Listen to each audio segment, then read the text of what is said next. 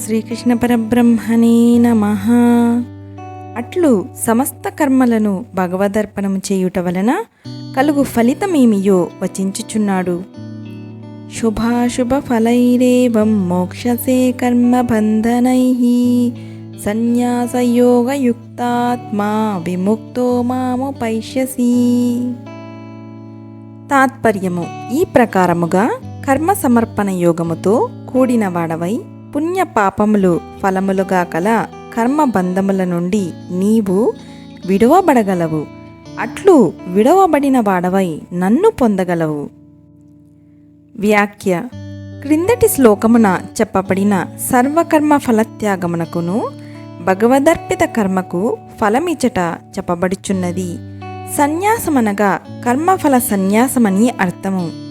కర్మలను చేయుచు వానిని నాకు అర్పణ చేయుము అని భగవానుడు చెప్పినందువలన సన్యాసమునకు ఇచట ఫలత్యాగమే అర్థమగును కానీ కర్మత్యాగము కాదు. ఈ ప్రకారముగా సమస్త కర్మ ఫలములను భగవదర్పణము చేయుట వలన జీవుడు శుభాశుభ ఫలరూప కర్మ బంధముల నుండి విముక్తుడై పరమాత్మను పొందగలడని ఇట వచింపబడినది. ముక్తుడై అని చెప్పక విముక్తుడై అని చెప్పుట వలన అట్టివాడు కర్మబంధము నుండి పూర్తిగా విడువడునని అర్థమగుచున్నది. సామాన్యముగా జనులు మోక్షము మోక్షము అని పలుకుచుందురు.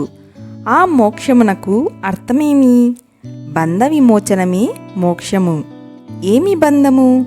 కర్మబంధము. ఏమి కర్మలు? శుభాశుభ ఫలములనొసంగు కర్మలు. అట్టి కర్మరూప బంధనము నుండి విడుదలయ్యే మోక్షము. అయ్యది సన్యాస యోగముచే అనగా కర్మఫలములను ఈశ్వరార్పణమునర్చుట ద్వారా లభించుచున్నది. దీనినే నిష్కామ కర్మయోగమనియు అందురు. అయితే శుభాశుభ ఫలములు రెండును ఇచట బంధనములుగా వర్ణింపబడుట గమనింపదగినది. అశుభకర్మ అశుభ ఫలము బంధమని అందరికీ తెలిసిన విషయమే. అయితే అతీత పరమార్థ దృష్టి యందు దృశ్యము గాని తదంతర్గతమగు ఏ కర్మ కాని ఏ ఫలము కాని మిథ్యయే అగుటచే శుభకర్మయు శుభఫలమును దానియందే అంతర్గతమగుట బట్టి అదియు బంధమని ఇచట తెలుపబడినది. కావున దానిని కూడా దాటి సత్యవస్తువగు పరమాత్మను చేరవలయునని తాత్పర్యము.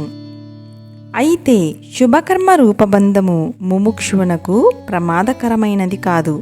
మొదట దానిని ఆశ్రయించి క్రమముగా దానిని దాటి నిర్వికల్ప ఆత్మస్థితికి పోవచ్చును.